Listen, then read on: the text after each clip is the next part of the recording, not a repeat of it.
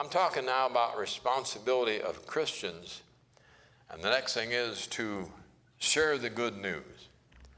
Share the good news. Now listen, when a grandmother learns of the birth of a new grandbaby, what does she do? She tells everybody the weight, the length, who he looks like, color of his eyes. They know it all, don't they? Why? Because it's an exciting thing. A grandbaby's been born, you see? And you know, those who are saved are new in Christ. We've been born into his family. We have a glorious story to tell.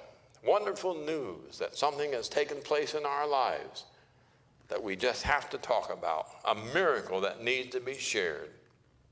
So, because we love him, because we love Jesus, we want to talk about him. Responsibilities of Christians: pray for the needs of others. We've been given a ministry, a responsibility, a blessing, in that we can go to the throne of God at any time, day or night. Whatever the need, whatever the time, God is listening. God is ready to hear.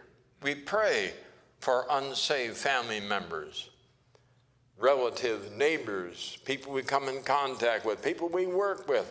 We need to pray for their salvation. We pray for the people in God's family, brothers and sisters, and our prayer list is often long, but the needs are important. We're commanded in the book of 1 Timothy to pray for government leaders.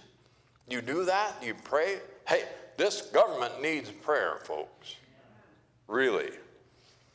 We got to pray for protection for God's people because of the day in which we live. The signs are all there. The clouds are on the horizon, so to speak.